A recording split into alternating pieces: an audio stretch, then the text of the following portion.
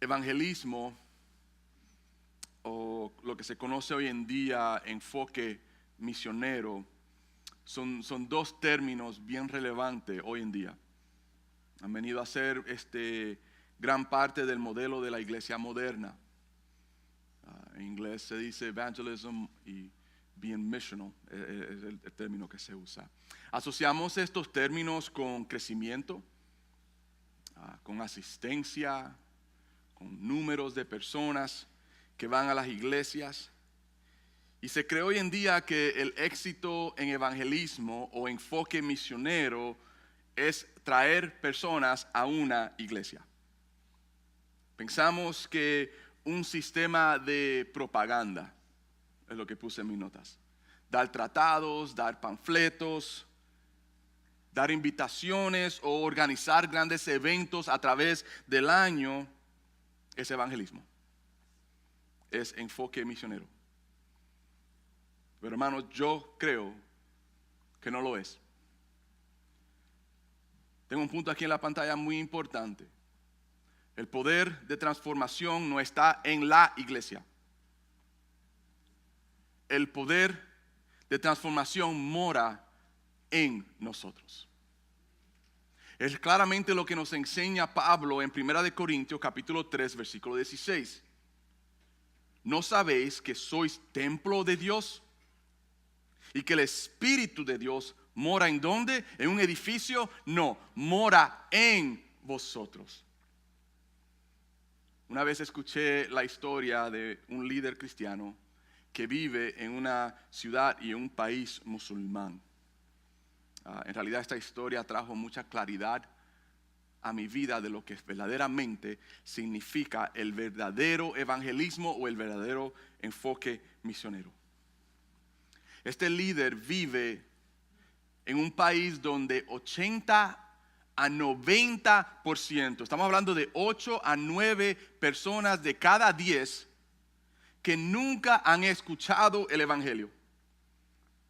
Un lugar donde puedes ser arrestado por enseñar o compartir el evangelio, y un lugar donde puedes morir por aceptar o convertirte a este evangelio. Se paga con un gran precio el poder compartir el evangelio en este país. ¿Sabe con qué? Con tu vida. A este líder se le hizo esta pregunta: ¿cómo es que ustedes comparten el evangelio en su ciudad? Y lo que él dijo cambió mi vida para siempre. Esto es lo que dice él. Somos dueños de un negocio y oramos cada día que al visitar diferentes negocios, al visitar diferentes mercados o casas o clientes, en nuestra interacción con musulmanes podamos, y tengo aquí exactamente las palabras que él usa, sembrar hilos del evangelio. Hilos de bondad, hilos de amor, hilos de compasión y misericordia, hilos de todo lo que representa el evangelio. Hilos diferentes, hilos de diferentes colores y diferentes tonos. Y añade él diciendo: y oramos con gran expectativa que mientras vivimos el evangelio delante de todos ellos, va a venir un día, con la ayuda del Espíritu Santo, que ellos van a poder ver los hilos entretejidos y podrán ver la bella colcha del evangelio, viniendo a conocer a Cristo Jesús. Increíble enseñanza. Quiero que imagines esto. Todos nosotros orando como hablamos la semana pasada, orando: Señor, hágase tu voluntad en mi vida. Y en esa oración pidiéndole a Él que nos dé oportunidades para que día tras día podamos nosotros sembrar hilos del evangelio en el trabajo, en nuestra comunidad, en las escuelas y definitivamente con nuestras familias. Sembrando hilos del evangelio, creando relaciones con credibilidad. Ve, uno de los obstáculos más grandes del evangelismo o el enfoque misionero hoy en día en nuestra cultura es que hay cero credibilidad. No somos en la escuela, no somos en el trabajo, no somos delante de nuestra familia y en nuestra comunidad lo mismo que somos los cristianitos de domingo en domingo. Eso es un gran obstáculo. Y mi deseo es, hermanos, que a través de estas conversaciones personales y mientras oramos, el Espíritu Santo abra los ojos de aquellos que están alrededor nuestro, para que ellos puedan, en el tiempo del Señor, no en el tiempo nuestro, en el tiempo del Señor, ver la bella colcha del evangelio. ¿Sabe dónde? En nuestras vidas. ¿Puede usted imaginarse eso? Cuán diferentes serían las cosas. Esta es la misma imagen que nos da es el Señor Jesús. Mira lo que dice Mateo capítulo 5 versículos 14 al 16. Dice Jesús: vosotros sois la luz del mundo. Una ciudad asentada sobre un monte no se puede, ¿qué? Esconder. Ni se enciende una luz y se pone debajo de un almud, sino sobre el candelero, y alumbra a todos los que están en casa, los que están delante de la luz. Así alumbre vuestra luz delante de los hombres, para que vean vuestras buenas obras. Con el resultado final es que ellos glorifiquen a vuestro Padre que está en los cielos. Pero la realidad es esta, hermanos. Estamos distantes de esta imagen. Cuando no hay una hambre profunda por la palabra de Dios y un deseo genuino de obedecerla, pilar número 1. Y cuando no hay un profundo compromiso a la oración, pilar número 2. No podemos brillar, hermanos. No somos luz. En las palabras del pastor John Stott, el mayor obstáculo para evangelismo hoy es la pobreza secreta de nuestra propia experiencia espiritual. Lo que sí muchos han experimentado es religión. Lo que sí muchos han experimentado es visitar lugares, tener experiencias religiosas, pero no han experimentado un encuentro personal con el Señor Jesús. Como Pablo. Un encuentro con el Señor Jesús transformará tu vida. Tu vida cambia. Y no solamente tu vida cambia, tu propósito en esta vida cambia. Y uno de los cambios más radicales en tu vida es nuestro tercer pilar. Una expectativa orientada hacia afuera de compartir el evangelio. Un compromiso de compartir el evangelio. Y no estoy hablando de propaganda, no estoy hablando de mercadeo. Lo que estoy hablando es de compartir lo que ya naturalmente tú y yo vivimos. Muy diferente a dar un papelito o a dar una tarjetita. Es compartir lo que ya naturalmente somos y vivimos. No estoy aquí, por si acaso está pensando usted, para hablarle de diferentes tácticas de cómo hablar con las personas. Y no estoy aquí también para hablarle a usted de diferentes métodos de poder acercarse. Y definitivamente no para cómo ganar un debate con una persona que es un ateo o que sea de otra religión, otra creencia, o cómo convencer a las personas. Hay una cosa que sí aprendí del pastor Tozer. es que si un hombre convence a otro a creer el evangelio, así otro vendrá y lo convencerá afuera del evangelio. Antes de entrar en nuestra enseñanza central, quiero compartir con ustedes 3 verdades bíblicas, ¿okay? Que tenemos que entender antes de entrar. 3 verdades bíblicas. La primera es: el Espíritu Santo es el único que convence al hombre de su pecado, no tú. ¿Entendemos eso? Juan 16:8 dice: y cuando Él venga, está hablando acerca del Espíritu Santo, convencerá al mundo de pecado, de justicia y de juicio. El Espíritu Santo es el único que convence al hombre de su pecado. Verdad número 2: Dios es el que atrae al hombre a salvación, no tú.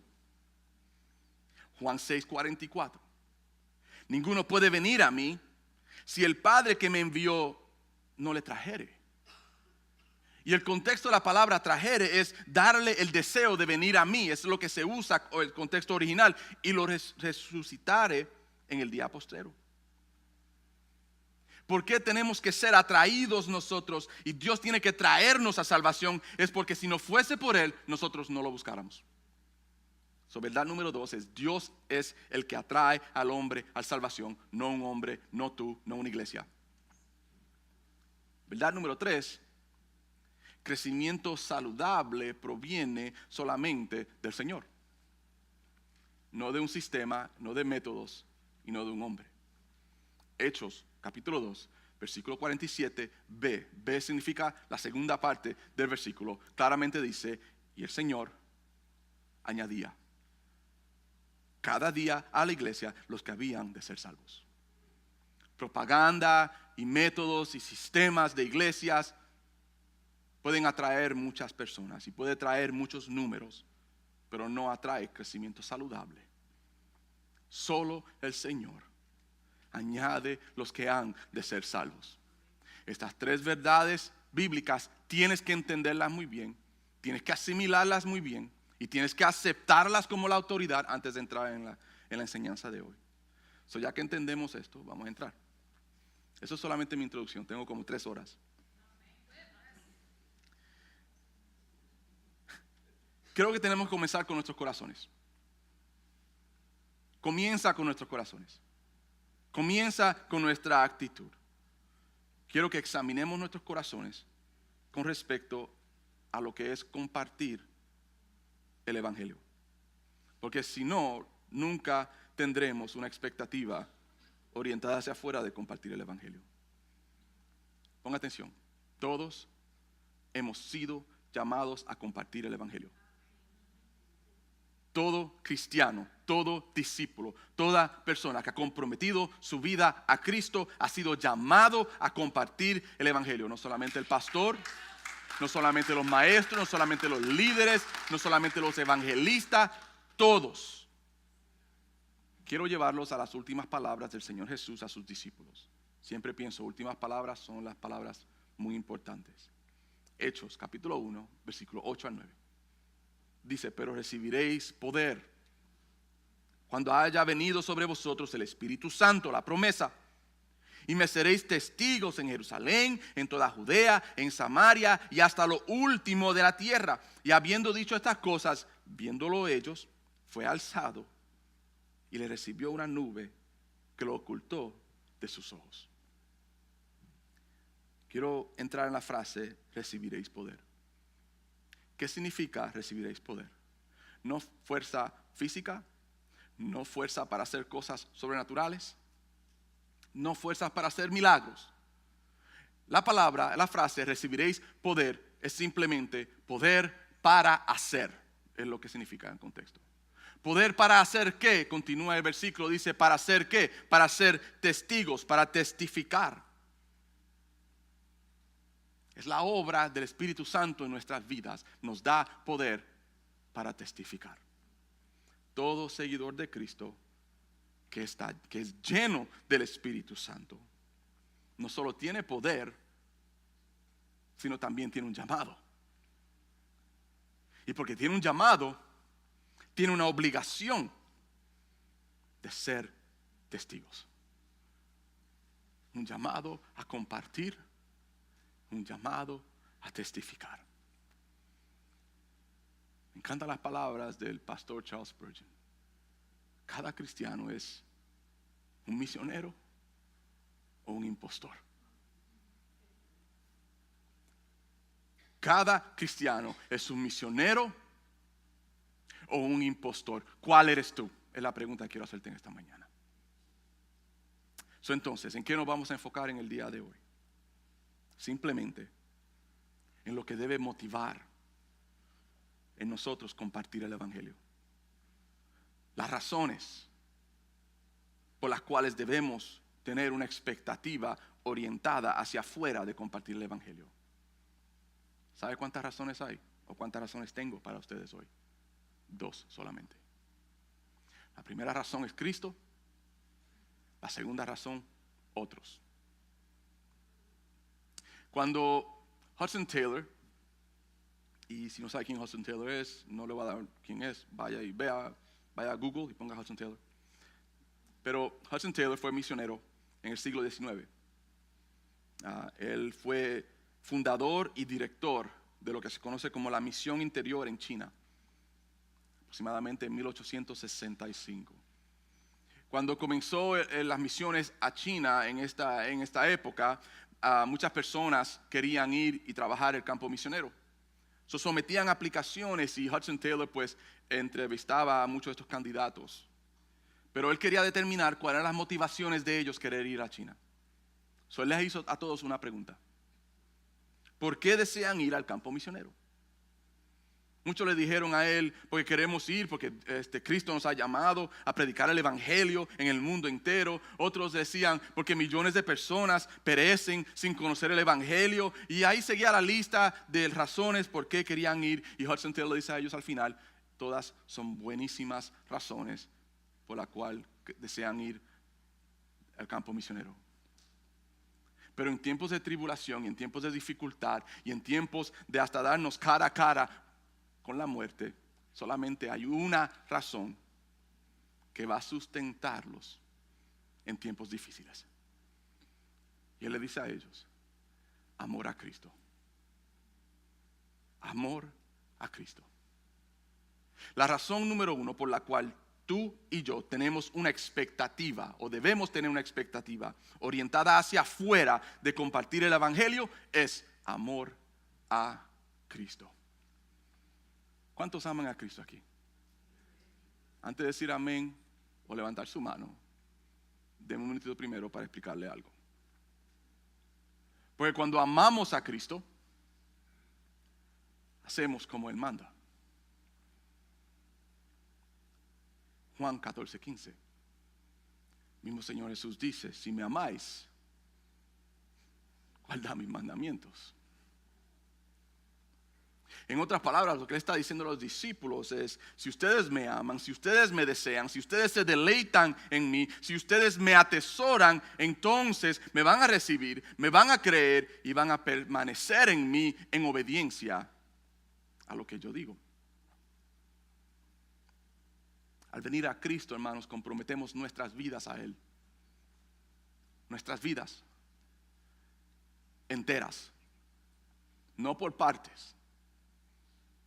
Al venir a Cristo, hacemos un compromiso, comprometemos nuestras vidas a Él, enteras. Romanos 10:9, un versículo que usted debe tener marcado en su Biblia. Pero hay una verdad muy importante a un error que muchos de nosotros cometemos. Voy a leérselo primero y después lo explico. Romanos 10:9, que si confesares con tu boca que Jesús es el Señor y creyeres en tu corazón que Dios le levantó de los muertos, ¿qué va a suceder? Serás salvo. Para muchos, Cristo es Salvador, pero no Señor. ¿Entiendes a dónde estoy yendo con esto? Para muchos, Cristo es Salvador, pero no es Señor. Y es claro lo que Pablo le enseña a la iglesia en Roma. Él tiene que ser Señor y Salvador. Es lo que dice él. Mire, dice, confesamos que Él es Señor. Reconocemos que su poder, reconocemos su autoridad, reconocemos su majestad sobre vidas que se han comprometido a Él enteramente. Y segundo, creemos que Él ha resucitado. En otras palabras, que Él ha vencido la muerte. Y porque ha vencido la muerte, es mi Salvador. Porque solo Él me puede salvar a mí de mi muerte eterna. Como discípulos y como cristianos, reconocemos que Cristo es el Señor y que Él es el Salvador.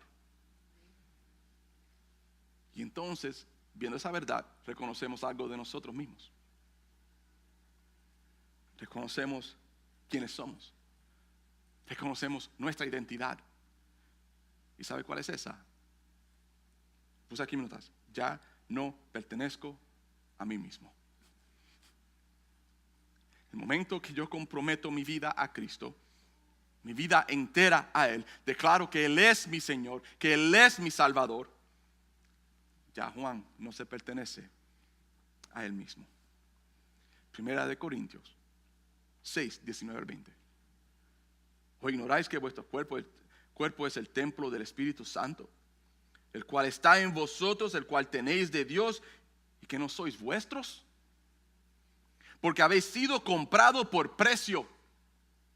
Glorificad pues a Dios en vuestro cuerpo y en vuestro espíritu, los cuales son ¿de quién? De Dios. Para añadir un poquito, veamos la actitud de Pablo. Libro de Romanos, capítulo 1, versículo 1. Si usted quiere entender un poquito más acerca de lo que es evangelismo, lo que es un enfoque misionero, lea el capítulo 1 del libro de Romanos. Romanos 1:1. Mira la actitud de él. Él dice, Pablo, ¿y qué es la próxima palabra que usa? Siervo. ¿Saben lo que la palabra aquí, original en griego, significa? Uno que pertenece a otro. So Pablo le dice a los de Roma, yo, el cual ustedes tienen de tanta alta estima, yo, el que he llevado el evangelio, yo soy un siervo. Yo pertenezco a otro, a Cristo Jesús. Llamado a ser apóstol, apartado para el evangelio de Dios. Leo esto, hermanos. Esto no es el cristianismo de hoy. Hoy en día, el ser cristiano o el seguir a Cristo o Cristo es simplemente algo que añadimos más a nuestra vida.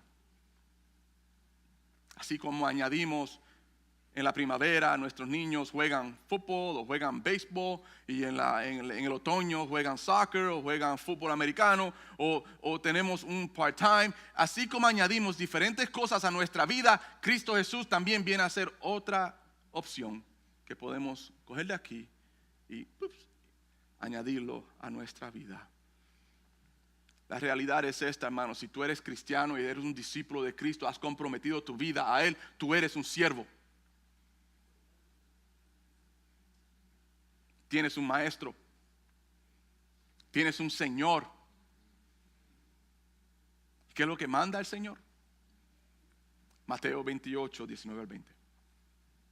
Por tanto, id y haced discípulos a todas las naciones, bautizándolos en el nombre del Padre, del Hijo y del Espíritu Santo, enseñándoles que guarden todas las cosas que os he mandado. Y he aquí, yo estoy con vosotros todos los días. Usted no entiende esas palabras. Hasta el fin del mundo. Amén. Yo leo esto y veo que esto no es una sugerencia. Esto no es, bueno, si quieren, vayan. No es lo que dice él. Lo que veo aquí es un maestro, un señor hablándole a sus siervos de ir y hacer. No es una sugerencia, es un mandato de ir y hacer. Ir, en el contexto griego que fue escrito el Nuevo Testamento, la palabra original significa mientras caminas. Entonces, esta palabra, esta frase se entiende que es un mandato de una experiencia diaria mientras camino, mientras vivo. No solo un evento temporal. No solamente en los tiempos de Navidad y en los tiempos de Pascua. O de Viernes Santo. O las celebraciones especiales de los niños. Esos son los momentos que yo voy y invito personas a la iglesia. Porque creo que la iglesia es la que transforma a personas. No, el que transforma a personas es el que mora en ti. Si es que mora en ti. That's another question. Él dice ir y hacer. Significa todos los días de mi vida. En todo lugar donde yo vaya, voy a sembrar hilos del evangelio. Por la simple razón de que yo amo a mi Señor. De que yo honro a mi Señor. Y no solamente lo amo, pero entiendo quién yo soy. Y que yo soy un siervo. Y mi deseo y mi anhelo es de ser un siervo obediente a lo que Él ha llamado y lo que Él me ha mandado a hacer. Ir y hacer discípulos. Hermanos, estamos obligados a tener una expectativa orientada hacia afuera de compartir el evangelio. Porque así lo requiere el Señor. Así lo requiere Él. ¿Es esto una realidad en tu vida? Para muchos es triste que no lo es. Tu amor a Cristo se refleja en tu obediencia. Pregunté anteriormente, ¿cuántos aman a Cristo? No muestres con tu amén y no muestres con tu mano levantada, muéstralo con tu obediencia. La razón número 2 por la cual tenemos una expectativa orientada hacia afuera de compartir el evangelio es amor a otros. Primera de Juan 4, 7 al 8. Ponga mucha atención a lo que enseña Juan. Amados, y esto es una porción bíblica que todos conocemos. Amados, amémonos unos a otros, porque el amor es de Dios. Todo aquel que ama es nacido de Dios y conoce a Dios. El 8. Márquelo en su Biblia con highlighter de diferentes colores. El que no ama no ha conocido a Dios. Porque Dios es amor. Muchos hoy en día llenan iglesias, pero no conocen a Dios. Las iglesias están llenas, repletas de personas que no conocen a Dios porque no aman. Nuestra cultura y lo común hoy en día es: yo amo cuando hay un beneficio para mí. Cuando hay algo para mí. When there's something for me, I love. Pero el llamado del cristiano es totalmente lo opuesto. Hemos sido llamados a amar cuando no hay nada para nosotros. Hemos sido llamados a amar como el Señor Jesús, nuestro Maestro. Y es lo que Pablo le dice a la iglesia en Filipenses 2, 5 a 8. Mire cómo lo pone él. Dice: haya pues en vosotros este sentir que hubo también en Cristo Jesús, el cual siendo en forma de Dios, no estimó el ser igual a Dios como cosa a aferrarse. Mire lo que dice el 7. Sino que se despojó a sí mismo, tomando forma de siervo, hecho semejante a los hombres. Y estando en la condición de hombre, ¿qué hizo él? Se humilló a sí mismo, haciéndose obediente hasta la muerte y muerte de cruz. ¿Qué imagen de lo que debemos ser tú y yo? Esto es la imagen de nuestro maestro. El discípulo debe verse como su maestro. Creo que debemos hacer así como el gran misionero David Brainerd. Nuevamente, si no conoce quién es David Brainerd, búsquelo en Google o pregúnteme al final del servicio. Pero da un poquito. David Brainerd es uno de los grandes hombres del evangelio durante el siglo XVIII con respecto a llevar el evangelio a los indígenas americanos. Él escribió un diario. David Brainerd murió a la edad de 29 años, en realidad, muy joven, casi como yo. Si usted conoce quién es Jonathan Edwards, otro gran hombre del evangelio, David Brenner murió en la casa de Jonathan Edwards bajo el cuidado de su familia. Y Jonathan Edwards fue el que pudo ayudar a publicar el diario de Brenner. Y este diario ha venido a ser un instrumento increíble para muchos que especialmente desean trabajar en misiones. Pero en su diario él escribió estas cosas y quiero compartir eso con ustedes. Dijo, no me importa a dónde voy, o cómo vivo, o lo que sufro por salvar almas. Cuando duermo sueño con ellas, y cuando despierto es lo primero en mis pensamientos. Cuán diferente al cristianismo nuestro de hoy. Si simplemente tuviésemos la actitud de Pablo, cuando él escribe a la iglesia en Colosenses 1, 24 al 25, cuando él le dice, es lo mismo que el mismo sentir de David Brenner. Dice, ahora me gozo en lo que padezco por vosotros, y cumplo en mi carne lo que falta de las aflicciones de Cristo por su cuerpo, que es la iglesia, de la cual fui hecho ministro, según la administración de Dios, que me fue dada para con vosotros. Y mire lo que dice él, para que anunciéis cumplidamente la palabra de Dios. Hermanos, tú y yo hemos recibido un amor como ningún otro. Y hemos recibido un amor que no merecemos. Y con ese amor hemos recibido un gran tesoro, cada uno de nosotros. Y ese tesoro es el evangelio. Y la razón única que hemos recibido el evangelio es para otros. Lucas 24, 47, 48. Y que se predicase en su nombre el arrepentimiento y el perdón de pecados en todas las naciones, comenzando desde Jerusalén. Y mire el 48, otro versículo, márquelo con highlighter de todos los diferentes colores que usted quiera. Y lo puede hacer también en la aplicación si quiere. Lo único es no le ponga highlighter a su teléfono. Hágalo en la aplicación. Dice, y vosotros sois testigo de estas cosas. ¿Qué ha sucedido con los testigos hoy? ¿Sabe lo que ha sucedido? No han experimentado nada. Esos son testigos de nada.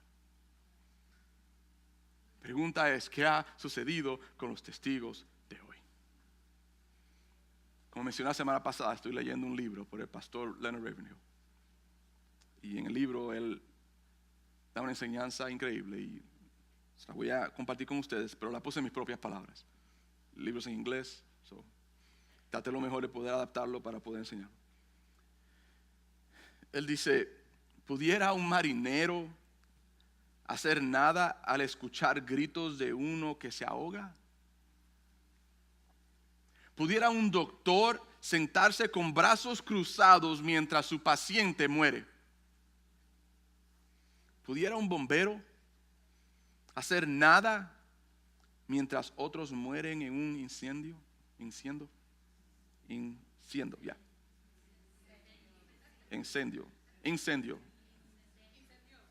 All right. Fire. Thank you. Y termina él con esta pregunta. ¿Podemos nosotros sentarnos tranquilos y cómodos mientras alrededor nuestro hay un mundo que perece? ¿Qué ha sucedido con el cristianismo de hoy? Es triste decir que el cristianismo de hoy no es un cristianismo verdadero. Es triste decir eso. Que en nuestra generación hemos perdido esto. Porque temo que lo que existe en las iglesias de hoy es egoísmo. Porque todo se trata de mí. Lo que encontramos hoy en día en el cristianismo de hoy es una falta de amor. Se nos olvida que el Señor Jesús nos da un resumen de los mandamientos en amarás a Dios sobre todas las cosas. Ya en ese mucho fracasamos porque amamos nosotros mismos más que todas las cosas. Y el segundo es amarás a tu prójimo. No a tu hermano en la iglesia. Amarás a tu prójimo. De una manera increíble, como a ti mismo. No hay lágrimas derramadas por las almas que están condenadas y perdidas. Pero sí hay muchas lágrimas por lo nuestro. Si hay muchas lágrimas por el nuevo trabajo que queremos, si hay muchas lágrimas por las cosas que queremos ahora para la Navidad, para que haya suficiente dinero para comprarle a los niños los regalos, si hay lágrimas por el apartamento y por la carrera y por la universidad y por todas las demás cosas, si hay muchas lágrimas por esas cosas, pero no hay lágrimas en nuestros ojos por las vidas que se pierden alrededor nuestro. Mi deseo, hermano, es que tengamos una expectativa orientada hacia afuera de compartir el evangelio por amor a otros. 2 razones simples por qué debemos hacerlo. Porque amamos a nuestro Señor, reconocemos que somos siervos y que nuestras vidas hemos entregado por completo a Él, y Él nos requiere y nos manda a hacerlo. Y la razón número 2, porque amamos a otros por el ejemplo que hemos visto en Cristo Jesús. 2 Corintios capítulo 5, versículos 14 al 21. Lo voy a leer, quizás me detenga en algunas partes, pero creo que nos trae todo junto con respecto a la enseñanza. Y ya después de eso termino, le prometo. 2 Corintios 5, 14, 21. Voy a leerlo lento, no muy lento para que no se me duerman, pero meditemos en esta palabra. Pedimos que el Espíritu Santo hable a cada uno de nuestros corazones. Amén. Este es Pablo hablando a la iglesia en su segunda carta. Porque el amor de Cristo nos constriñe. Pensando esto, nos mueve. Que si uno murió por todos, luego todos murieron. Y por todos murió, para que los que viven ya no vivan para sí, sino para aquel que murió y resucitó de ellos. De manera que nosotros, de aquí en adelante, a nadie conocemos según la carne. Y aun si a Cristo conocimos según la carne, ya no lo conocemos así. De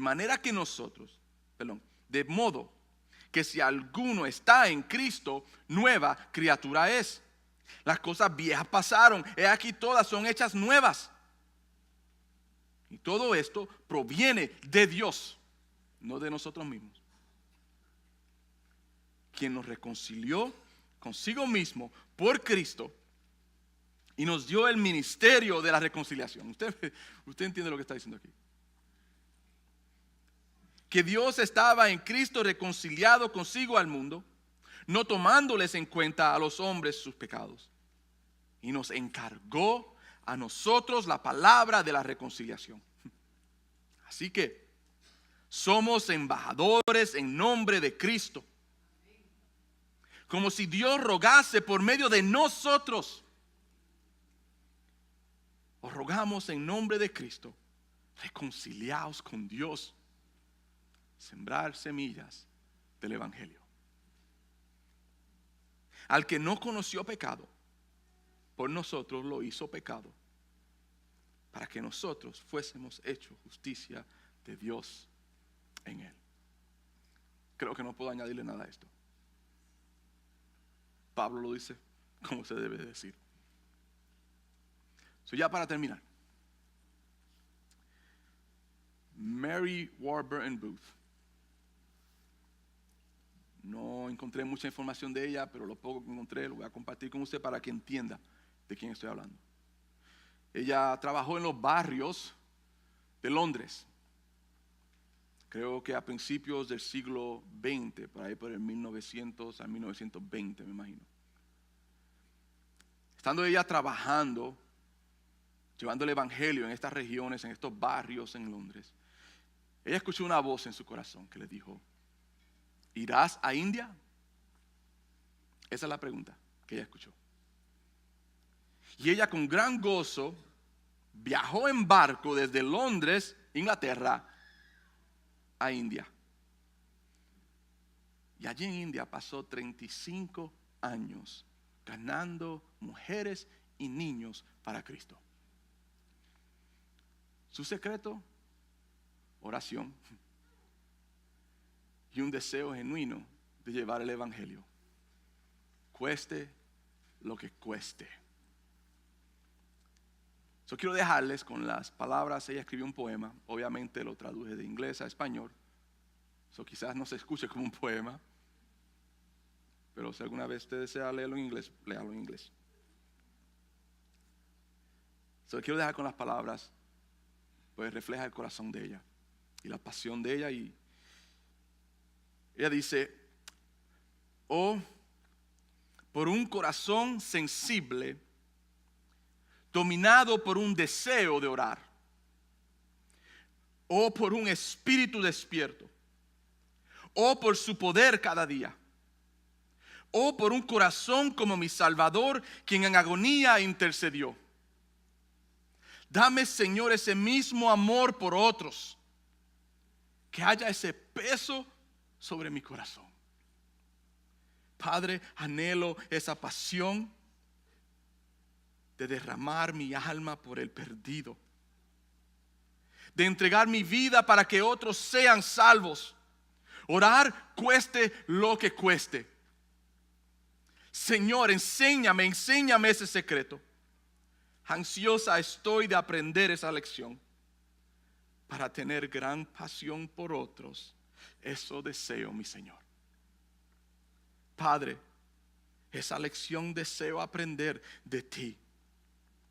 Oh, que tu Espíritu revele eso a mí. Mi oración en esta mañana para cada uno de nosotros es que el Espíritu Santo revele eso a nosotros hoy. Y que seamos esa iglesia. Y que seamos individuos, discípulos, seguidores de Cristo, con una expectativa orientada no hacia adentro, hacia afuera, de compartir el evangelio.